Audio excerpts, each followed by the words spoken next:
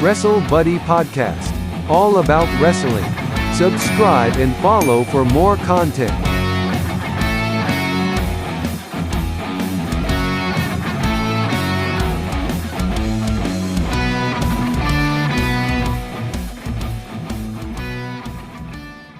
Welcome, Wrestlebuddies, to another exclusive interview on the Wrestlebuddies podcast. I'm joined today by my co-host Dale, and we are absolutely honoured to be joined by one of the wrestling greats, ECW legends, hardcore legends, WWE legends, call him what you want. He's a legend of all wrestling. It's Sabu.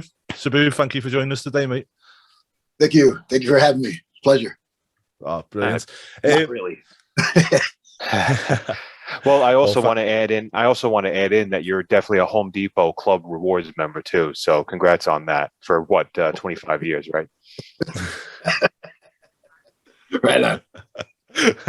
Brilliant. So we'll just go straight into it. And I know you've had such a long and, distinguished career. It's been absolutely amazing to watch your career from start to finish. So, where did it all begin for you, Sabu? How did you, I know you got in through your uncle and stuff like that. Was your main attraction to wrestling was through your uncle? Yeah, I amateur wrestled for 5 years in high school, junior high and high school. And then I got shot when I was 19. Then when I got out of the hospital, I called my uncle to be a wrestler. And then I started when I was 19, started training. Brilliant. Okay, and you did stop by in your early days. You were around Japan and places like that, and you did stop by in WWF in 1993. How come you didn't stay in WWF at that point? It wasn't quite up to me. They wanted to change me, and it was so uncomfortable. It wasn't worth it, and so I kind of quit, and they fired me kind of the same time.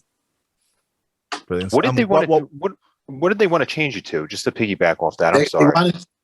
They wanted to be a likable babyface where I shake hands and speak, do promos like everybody else and be a lovable babyface instead of a heel babyface or a tweener. And that would make me uncomfortable if I did that because that's not me. Yes. Yeah, they wanted you to be Backlund before he did his run, huh? His electoral run. Exactly. Exactly. I can't picture that. I'm sorry, man. I really can't. Well, So I can't picture it either. I couldn't even do it. I couldn't even do it in practice. Well, yeah, absolutely. So I was thinking about I was a huge fan of ECW. I saw you when I could. I was I think my last show seeing you guys was when I was 13, at Freeport Rec Center. And you weren't there, but that's a whole other story. But it's all right. Sid didn't show up either, and that's not the only time that he never did that. So, but overall, though, I want to know how you got into ECW from there. I was talking to Paul Heyman about coming in for him for another company, WWE, and he's going to start a new company, and. At the same time, I was talking to a guy named Dennis Corluzzo. Dennis Corluzzo told me to call Todd Gordon. He was a sucker. I'd get $500 out of him, he said. So I called him and said, "Hey, I'm Sabu. I'd like to come in." He goes, "All right, you can come in. Well, how much you want?" I was afraid to say 500, so I said 300, and he agreed to it. So when I got there, it was the same day Todd Gordon fired Eddie Gilbert and hired Paul Heyman. So it was the same time, Eddie was a good mind, though, right? Eddie had a good mind for the business, So, but you're kind of comparing apples to oranges at that point, though. Well, from what I heard was before Paul Heyman took over, it was the Eddie Gilbert show, and that's not too good. Yeah. Do you like Eddie at all? Yeah, I always liked Eddie. Just that the whole show can't be built around him. Yeah, unlike some today, right? And with Paul Heyman, just to go on to Paul Heyman, obviously he went from working for ECW to owning ECW. What was Paul like to deal with back then? At first very good, then a little difficult, and then very difficult. but he's a genius, and I respect that. And he has a better mind for the business than I do. He had more of imagination, and he's a bigger liar. Brilliant. And just to say about Paul's creative mind very quickly, in WWE present day, he was at some point running one of the shows, and now he's kind of being backed to being a on-screen talent again, and he potentially has no dealings with the backstage running of the show. Why do you think that they're not using a mind like Paul Heyman's more in the backstage area? From what I understand, he books the Raw talent. He books the Raw show, from what I understand. All right, interesting, because we got told that, you know, it come out not long ago that he had he'd been took away from the booking side of it, and he was just an on-screen talent. Maybe because he's an asshole. I don't know. I think he can't. I actually like Paul because he's a creative genius. He's a wrestling genius. Just that he's a bit of an asshole too. Yeah. Do you think like it's because he's got this, you know, he's kind of genius in his mindset and the way that he kind of tries to present things, that he's hard to control, which doesn't fit in with WWE's mantra of controlling talent? Yeah, definitely. He's definitely hard to control, and that's what makes him good. That's what made me good.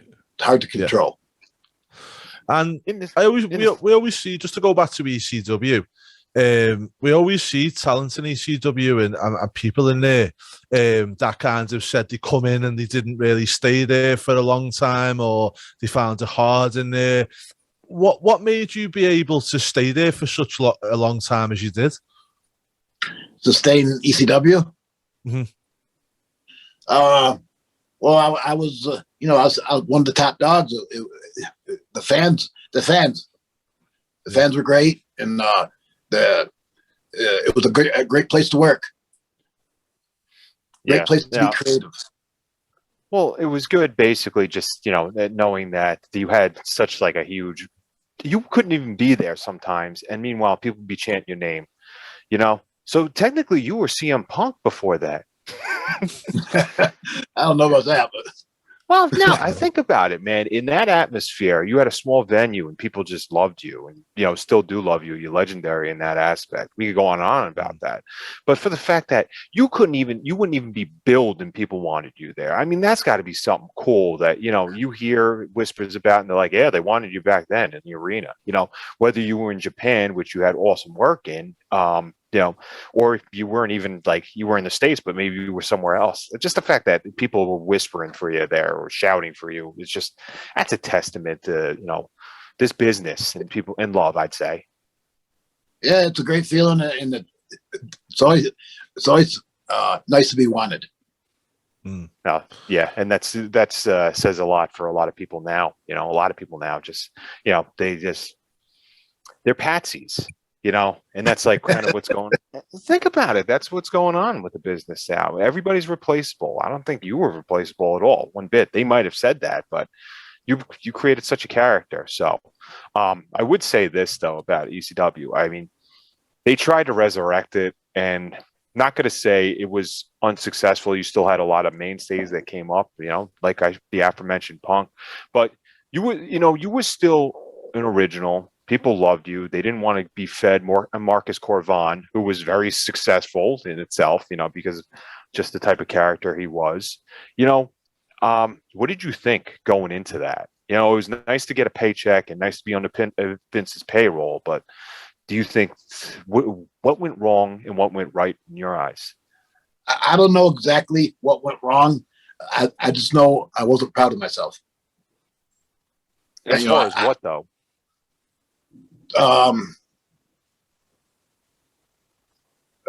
Like they tried to make me talk. They didn't respect my background. Didn't respect what I had in mind. Didn't respect my opinion.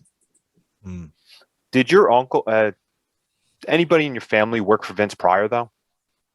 Oh, my uncle worked for him years ago. Yeah, in the 60s. Okay. Not for Junior, for Vince Senior. Vince Senior. Yeah, and I'm surprised because Vince usually keeps close with those lineages. I mean, you know, you look at Roman Reigns right now, you know, and just, you know, talk about High Chief Peter Maivia. We had John Arezzi on, and he was talking about him not too long ago.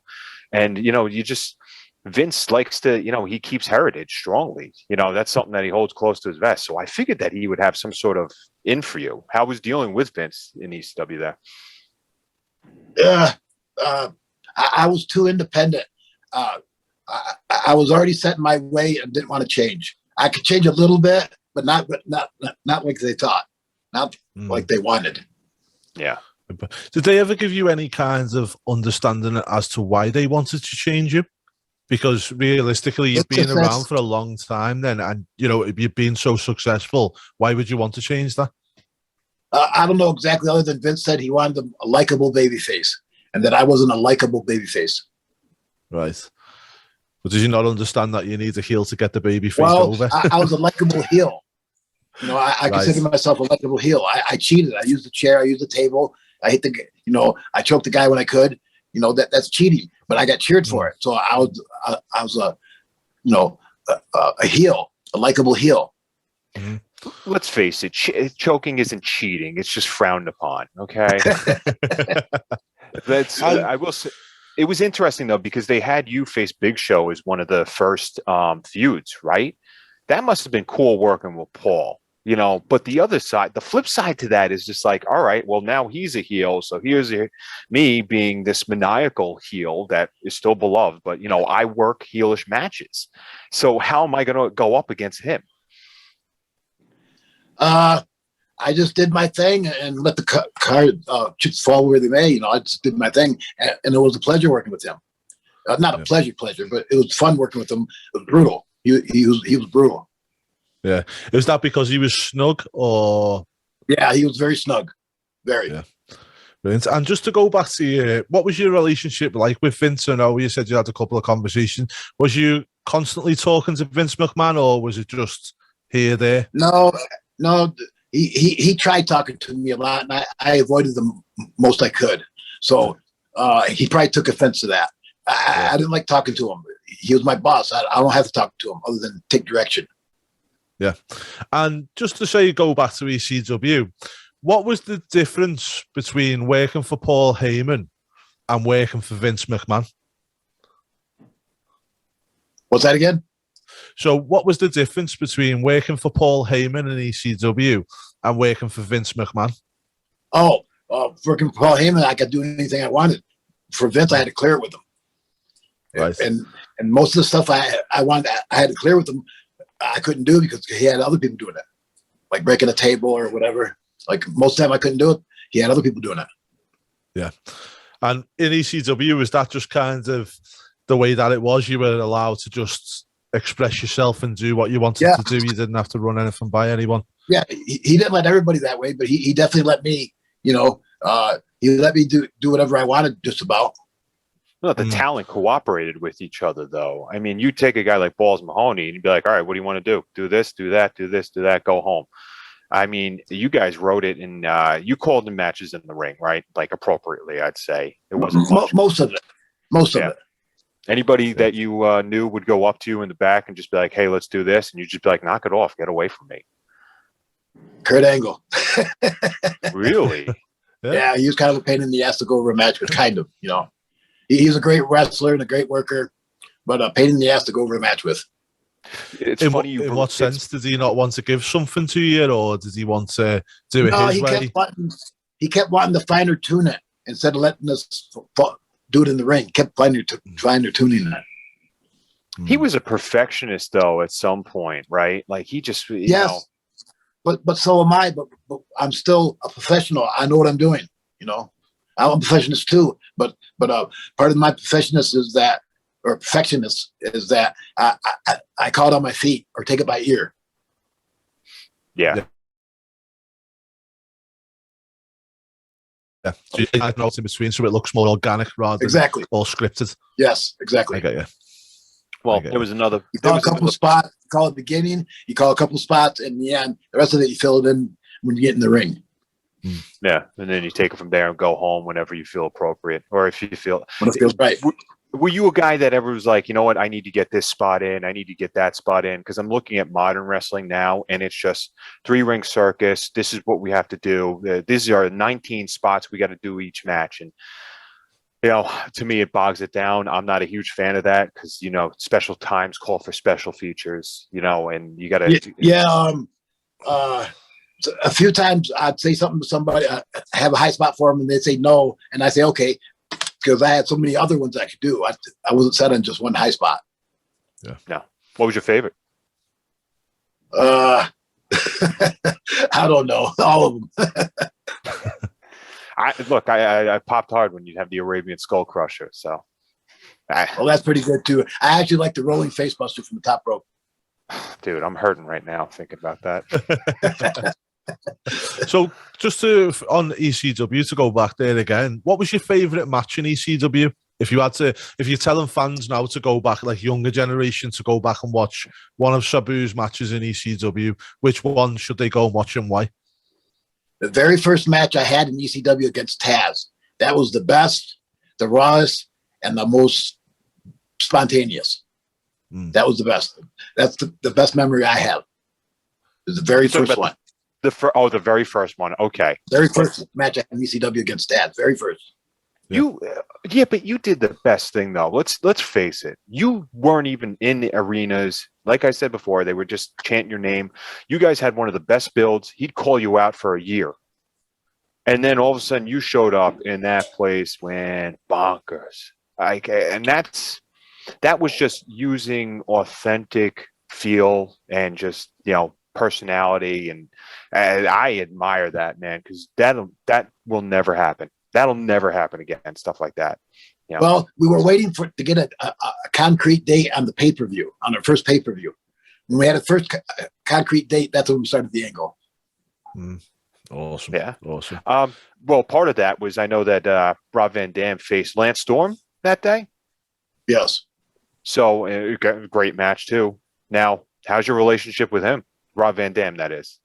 It's still good. We talk every couple of days, and he lives close by, a couple miles from me. Nice. Okay. So you guys, venture into fun activities, I'm sure. Sometimes. Yeah. Do you talk out of the other side? You talk with Lance too? No. Okay. Nothing personal. Nothing personal. We just our past don't cross. Nothing personal. Yeah. You know what? He's a different type of wrestler, man. He's another perfectionist in a way, but I'll say this: I think you had more personality than him, and he has no problem with admitting that too. Well, thank you. That's funny. And just to say, with your character, you were kind of the silent type of character. Did you work on your kinds of characteristics to make sure that you projected over to the crowds what you wanted to know, rather than having to speak all the time? No, I just did my own thing the way I thought it was right, way I thought was comfortable, and if I had to cut a promo, that wouldn't be comfortable. So I didn't do it. I just stayed away from it. Yeah, because when I've listened to some interviews with Kane, he always says like the tilt of the head and the different things he done to show that he didn't have to speak. I don't know about all that. Was just natural. Yeah, just natural for you. Okay. Yeah. And, what was the difference between the ECW hardcore crowds who are very, very loud, very in your face, and then you've got the likes of Japan, who are known for being more of a quiet crowd? Did you find a difference between the two of them? Not really, because in Japan we had quiet crowds and rowdy crowds, and I just take it all in stride and do my job. I don't really look at it that time. Yeah, brilliant. Okay, and I know in Japan you went into FMW, which was featured on Dark Side of the Ring not too long ago. Did the Dark Side of the Ring get an accurate description of what it was actually like to be involved with that promotion? Yeah, I guess so. They did a hour. I didn't see the episode yet, but I guess they got a description of it. They asked me. Yeah, I mean, so go on, say it.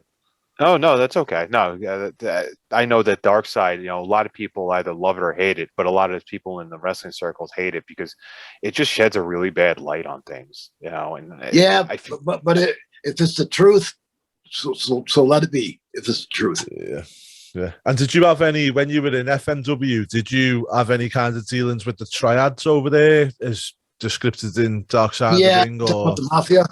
You talking about the Japanese mafia? Yeah. I went over that on the Dark Side of the Ring. Yeah. I had a couple of run-ins with them. Yeah. And were they always fair with yourself? Were they always nice to you, or were you being a talent? No, not always. No, not always. If they saw you with Masachono, though, they weren't going to mess with you, right? No, I had a free ride with that, hanging out with him. But before that, when I was in F&W, the Mafia wasn't so friendly to me because my uncle didn't give a shit about them. When they said to stay away from a certain area, my uncle wouldn't. He'd go to that area because they don't go to this area. The Mafia's there. So everybody stay away from except for my uncle. So I had to protect my uncle. So I had to go with him. Yeah. Yeah. And then he'd throw chairs around, chase the Mafia around, and bullshit them. Which you can't really do now too much. Bullshit the Mafia. No. You want to try. Lawsuits. So I wanted to ask, obviously Tony Khan, he just had a huge show over in Philadelphia. I think it was last month. I know Crowbar worked it. Blue Media came out too. A couple of things. One, were you contacted by them at all to do anything? And two, what do you? All right, good. You don't want to be on the dark TV show anyway, or the YouTube show. I'm sorry, but you're too good for that. Then again, so is Devin and Blue. Anyway, but what do you think of the spending spree that Tony Khan's been doing? Like, do you think it's paying off? It looks like it's paying off. I guess it's paying off. I don't know. He has the money, so why not spend it, I guess. I guess, yeah. Me personally, I think he's doing a great thing, but like, I don't understand why they're featuring some talent against others. I mean, did you ever have a problem putting anybody over the way that some of these guys do? I know Punk's going in there and facing these guys that it's like, all right, here's where they are on the card. Maybe I'll elevate them. Did you have a problem trying to elevate people like that? I didn't have a problem with it, but I had a problem at it.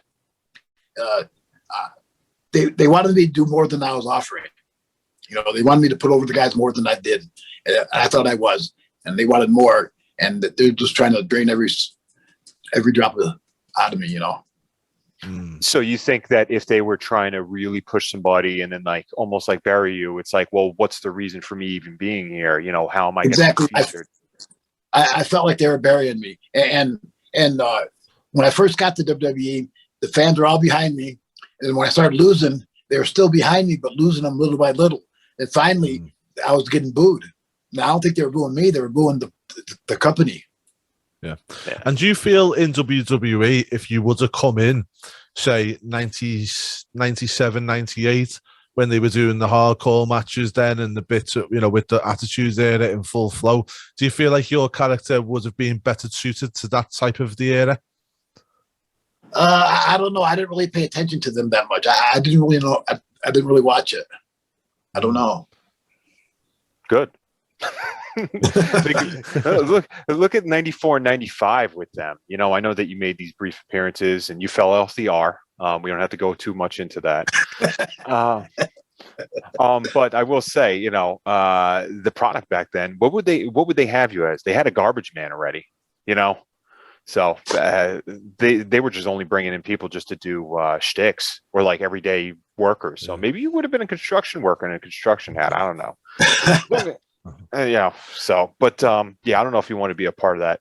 I just want to touch base back on the AEW spending spree. Are you just astonished by the amount of money that they spend on certain talent, and especially some talent there? I know that you've done things with Joey Janela, I think, in the past. Is that correct? Yes. Yeah. And he's getting paid, what has he got, a 3-4 year deal? He's getting paid pretty well considering the fact where he's come from, I don't know. I don't pay attention that much anymore.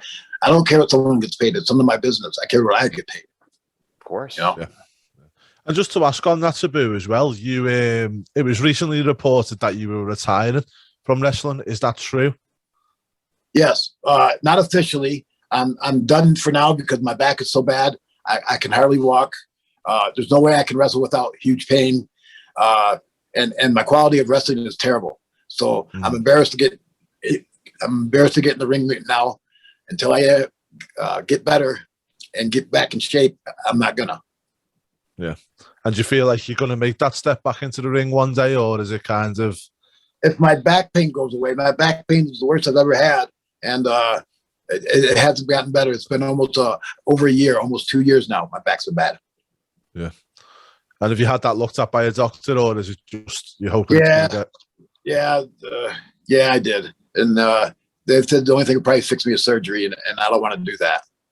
Right. Recovery is tough on that too. Yeah. Recovery is just tough. I wish. And sorry, go on to this. No, that's okay. After you, Andy. So just one thing back with the, obviously if you're not going to be back in the ring again, would you consider going in as maybe a manager type person for somebody, or would you look at being a backstage agent, something like that? More of a backstage agent, but if I come back for one more match, I'd come back tomorrow for Brock Lesnar. But for anybody else, to have to wait. But I'd like to be a backstage help if I can. All right. Why would you poke that bear? What's that again? Why would you poke that bear of Brock Lesnar? Because he's the best, and I like watching him. And he's legit, and I feel I'm legit. Not as legit as him, but he's legit. And so am I. And he's the type of opponent I like a bit. Someone who don't do my stuff. It's awesome to hear. No, I like that. Yeah. Go for the top dog too. Especially, people don't even talk about how well he is in the ring. People just think he's a one-trick pony, and it's not he's better than he gets credit for. He's way better than he gets credit for. And did you ever come across Brock during your WWE run? No, I never met him before. Never. No. I know that back in the day, you also did work with Cena. How was that? I know that he worked with Brock a lot. So you worked with John. How was that? He was good. He was better than anybody said. Everybody said he was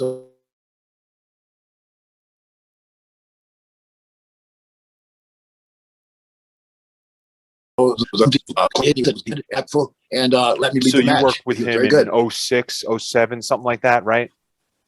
Something like that. Yeah, so he would have, I think, maybe 3 or 4 years under his belt under TV time, so you would figure that he would actually have his feet wet at that point. So that's interesting that people called him clumsy at that, but, if there's veterans... I think it's jealousy, and it's jealousy. Yeah. And what do you think, your opinion, I mean, when you wrestled him at that point, what do you think made him the superstar that he become? I don't know, other than he's big, he looks the part, he's not afraid to talk, and he's a friendly babyface. Cool. It's tough. It's tough to work off of. That's it. And just to go back to once you left ECW, you went to the startup TNA. You were one of the first signs of TNA. How was that when you first joined TNA? It was cool. It was all right. It was fun. I had a good time. Yeah, I liked it. And was you there from the first opening of TNA?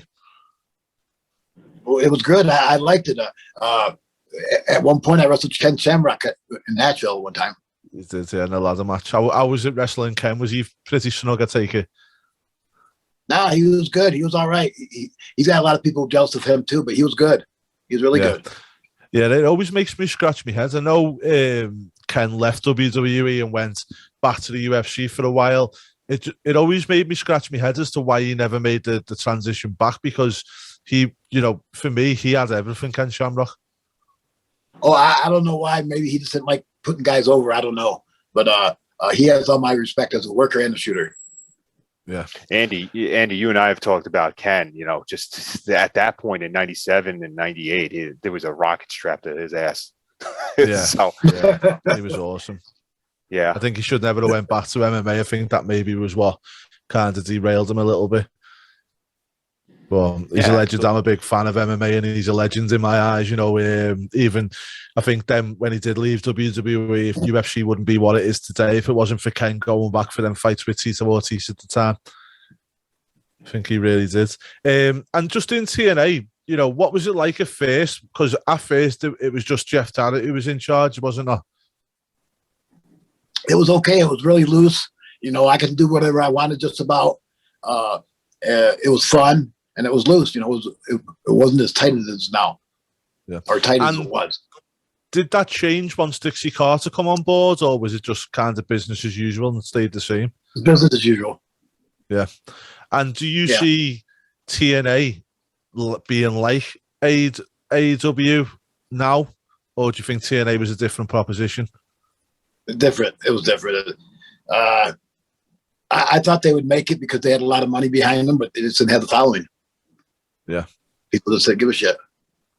And do you think that was down to bad marketing, or do you think that was just people weren't ready for it at the time?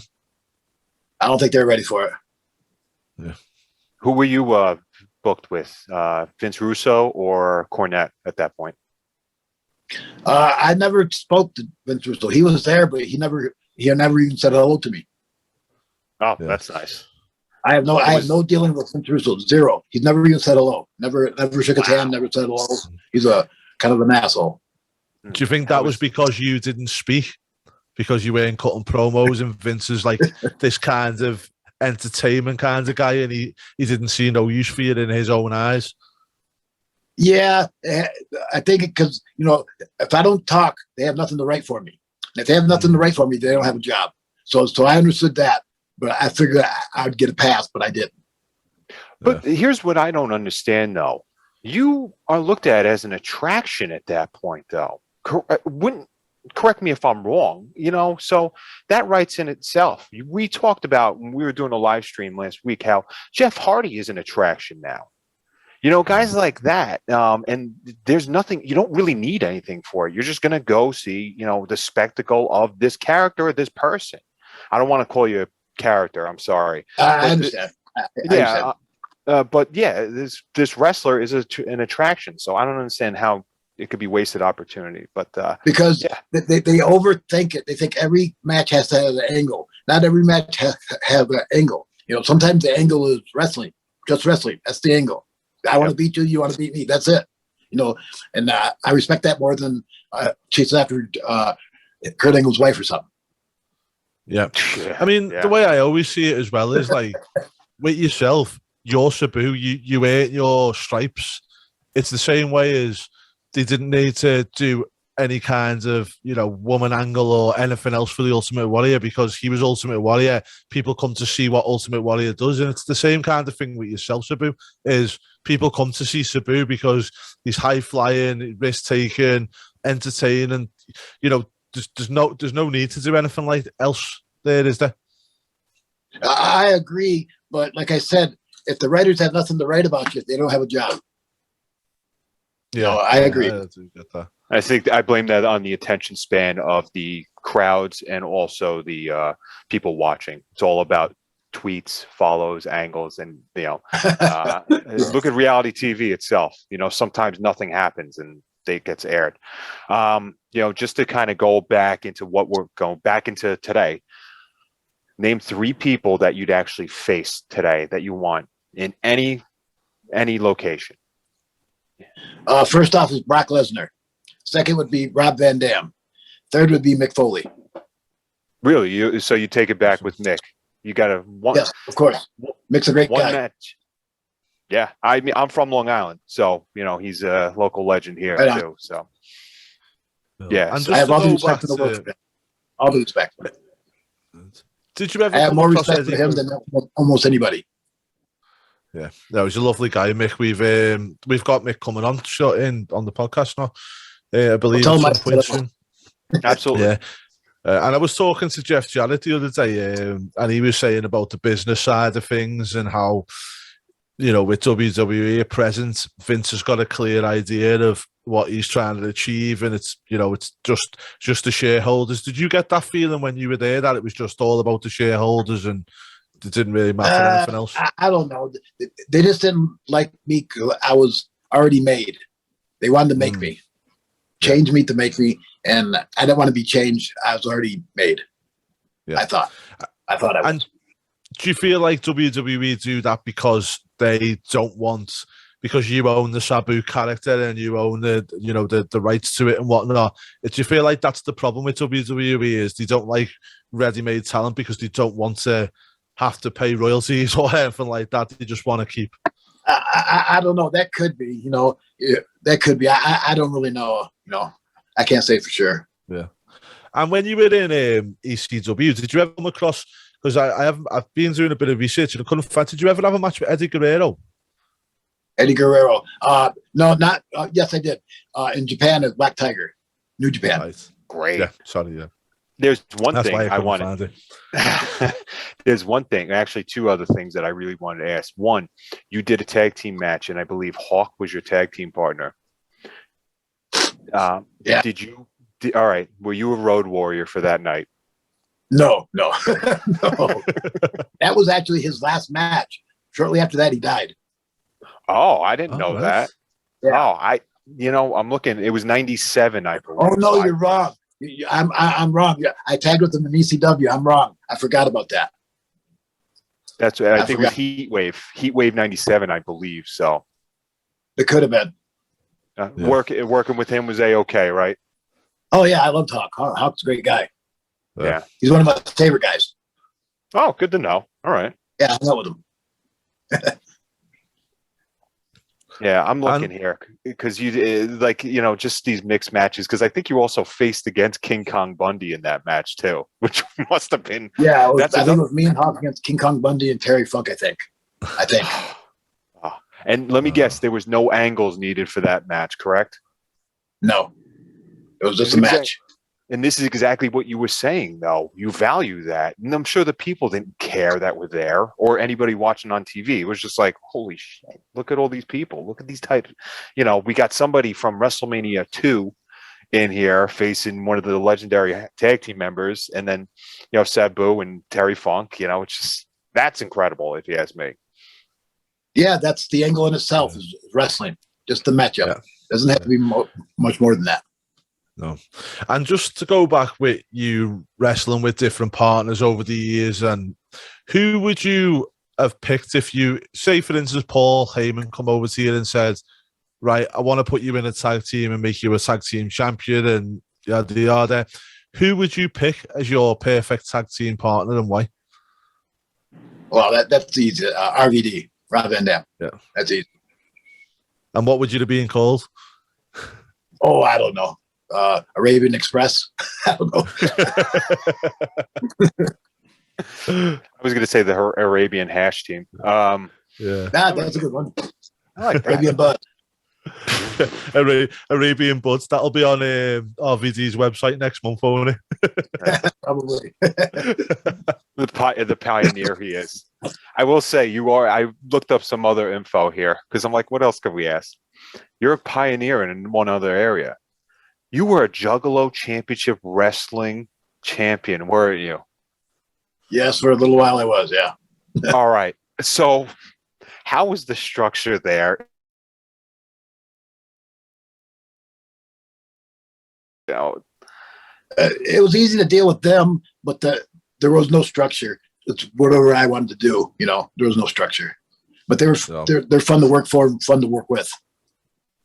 Yeah, I know that a lot of people go to the gathering of the Juggalos. Did you have to do that when you work with them? Yeah, I did that a few times. And that's a whole different breed, man. You got Faygo root beer everywhere, and believe it or not, I used to go out on stage with them during their concert tour. I went on their concert tour one time, and I used to go out on stage and throw Faygo on everybody. Andy, Faygo. Andy, Faygo. Well, I'm telling Andy that Faygo is a soda that makes any and every type of soft drink flavor. So if you want like cherry Dr. Pepper, cotton candy, they got it for you. Exactly. And they're from Michigan. They're from Michigan. Yeah. So, and just one question I wanted to ask is, you obviously got into wrestling through your uncle, and that was how you managed to get into the business, and also who did you model your style on? 1/3 the Sheik, 1/3 Jimmy Snuka, 1/3 Tiger Mask. Brilliant. I think everybody those three together, I try to imitate. Yeah, I think. I remember watching what a lot of people, some people don't know, is the legendary matches between Tiger Mask and Dynamite Kid. And ever says how good they were and stuff like that. People don't realize Tiger Mask was actually in the UK and he wrestled Dynamite Kid in the UK years before that on World of Sport, before they actually had them matches in Japan. Right on. I didn't know that. Yeah, because the Japanese used to send some of the wrestlers over to get some training in the UK on World of Sport and stuff before they went back over to. So it was before he become Tiger Master. He wrestled Dynamite Kid over here. So, I know they had legendary masters, but they already knew each other quite well before Japan. Yeah, Jushin Liger was in Canada for a while too. Mm. You worked with him too, right? I only wrestled him one time. Okay, and probably just an awesome experience as well. It didn't go the way I thought, but it was okay. I wanted to have a rematch, and they never gave me one. Yeah. And talking about matches that you had a match with, is it AJ Styles? You had a match with AJ Styles, didn't you, in your second run in TNA? He was NWA champion one time, and I beat him for the belt first time I wrestled him. Yeah. And what was it like working with AJ? He's great. He's pretty good. Other than he's kind of like Kurt Angle also.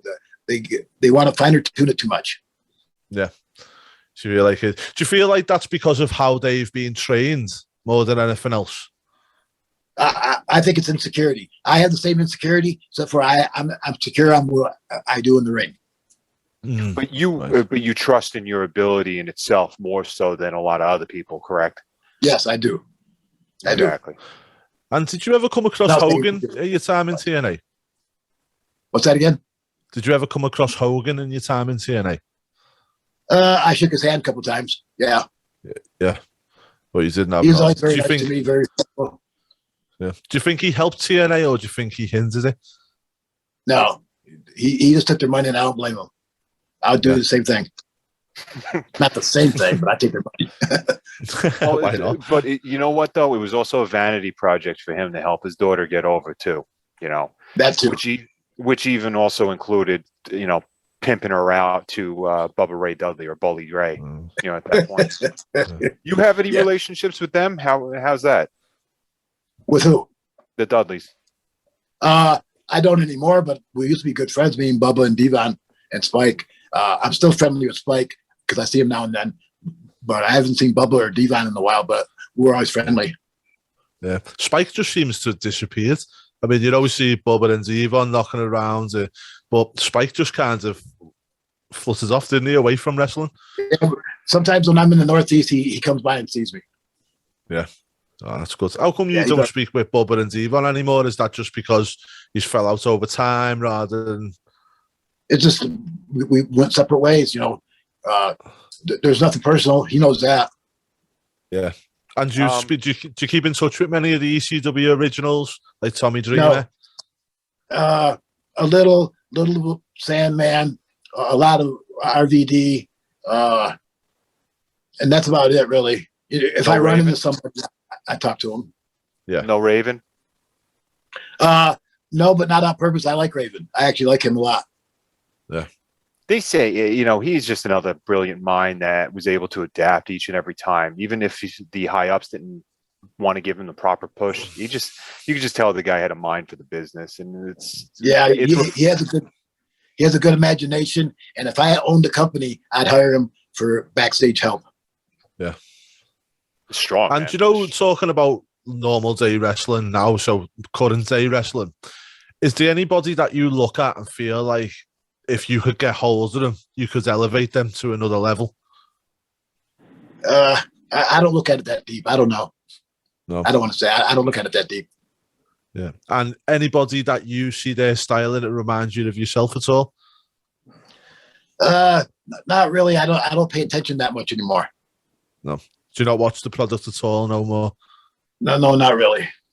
No. So what are you watching then? I've been going through a bad time right now, so I ain't been watching anything. I've been crying the blues. But yeah. I don't know. I watch the History Channel. That's my favorite channel.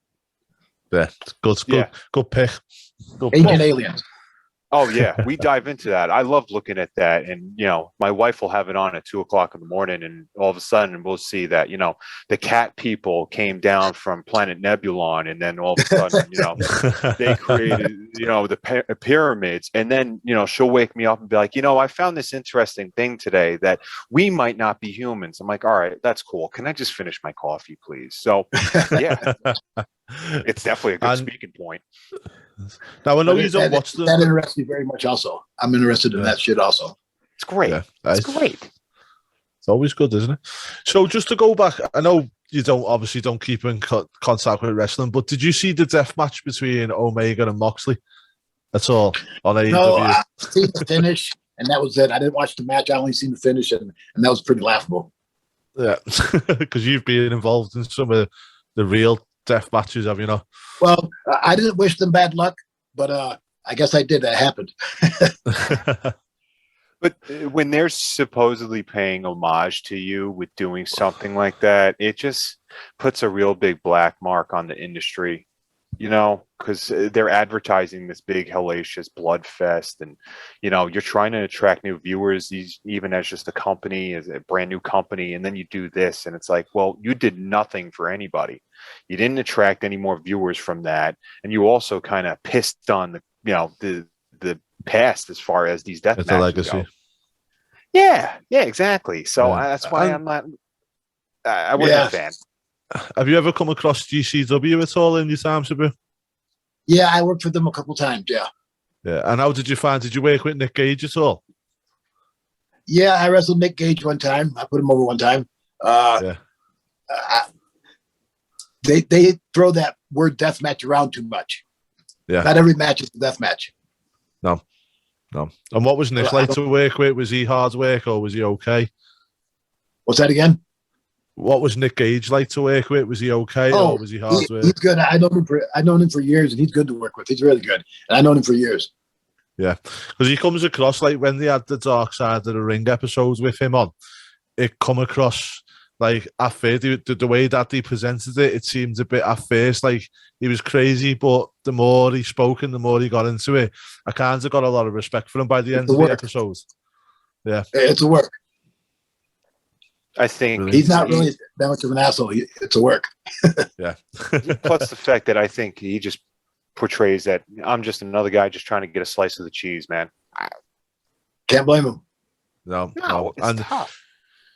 Thing is he's got, he's gone in a different way as well, isn't it? I mean, just so we're going to wrap things up now, I think, so just before we do finish, what would you think your legacy is in wrestling? I mean, when I think of Sabu, I think of some people will say death matches. Me personally, I think of high flying, good quality matches. What would you like people to remember your career for? I don't know. That's up to them. I don't know. If it looked like I was spontaneous, I did my job. Yeah. And do you ever see yourself, going into the WWE Hall of Fame? No. I can't see it. I don't care for it. I take it because I'd like the money, but that's about it. I do it for the money. Yeah. And why do you not think that they pick you to go into that? No, I don't think so. I badmouth them too much. Yeah.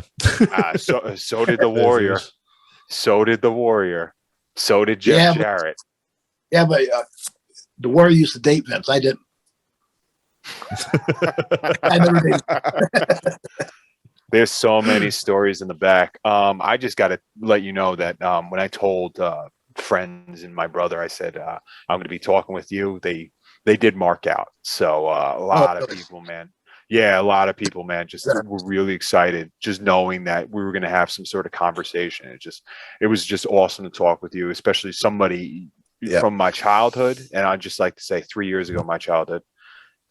Well, wow. It's just, it's awesome. So thank you. We'll wrap it up there. So thank you very much for joining us, Sabu.